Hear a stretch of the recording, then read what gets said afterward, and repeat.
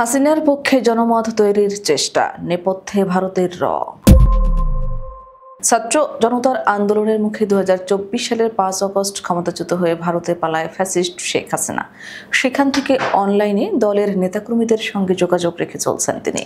মানবতাবিরোধী অপরাধে অভিযুক্ত এই সাবেক প্রধানমন্ত্রী প্রায় হুমকি দেন তিনি আবার বাংলাদেশে ফিরবেন। তবে সচেতন মহল এসব তর্জন গর্জনকে কাগজে বাঘ বলে মনে করছে। তবুও কার্যত নিষিদ্ধ আওয়ামী লীগ ও তাদের মিত্ররা ষড়যন্ত্র তত্ত্ব ছড়িয়ে হাসিনাকে প্রাসঙ্গিক করার চেষ্টা করছে।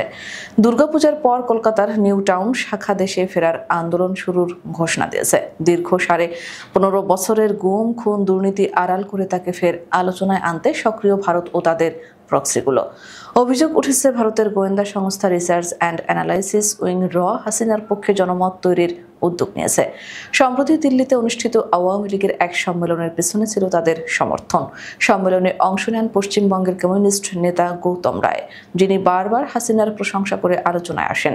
তিনি দাবি করেন, হাসিনা জীবনের বড় অংশে কাজের চাপে দুপুরে ভাত খাওয়ার সুযোগ পাননি, বরং চা টোস্টেই দিন কেটেছে।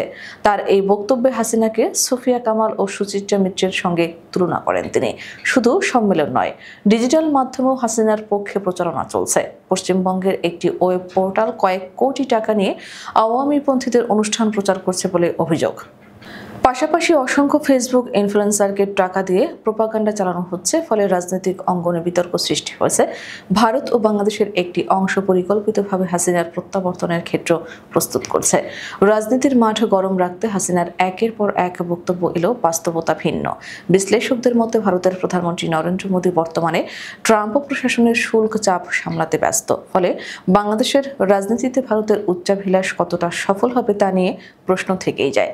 সম্প্রতি আওয়ামী লীগ নেতাদের দিল্লি যাতায়াত বেড়েছে। ওবায়দুল কাদের দিল্লিতে অবস্থান করছেন বলে খবর পাওয়া গেছে। একই সঙ্গে হাসিনাপন্থী কলকাতার কিছু বুদ্ধিজীবীও তাকে দেখা করছেন। তারা কিভাবে আগামী দিনে মিডিয়ায় আওয়ামী লীগকে পুনর্বাসন করা যায় তা নিয়ে আলোচনা করছেন। শোনা যাচ্ছে পূজার পর তারা বড় পদক্ষেপ নেবে, যার পেছনে থাকবে রয়ের পূর্ণ সমর্থন। এছাড়া ভুয়া তথ্য, ভিডিও ও পুস্তিকা তৈরি করে কলকাতা, দিল্লি ও ঢাকায় ছড়িয়ে দেওয়া হচ্ছে। এসব প্রোপাগান্ডার মূল লক্ষ্য ডক্টর মোহাম্মদ ইউনূসের নেতৃত্বাধীন অন্তর্বর্তী সরকারের বিরুদ্ধে জনমত তৈরি।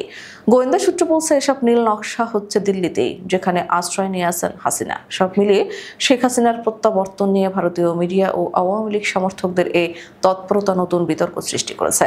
তবে তিনি আদৌ দেশে ফিরতে পারবেন কিনা, নাকি কেবল প্রোপাগান্ডায় চালিয়ে যাবেন, তা সময় বলে দেবে।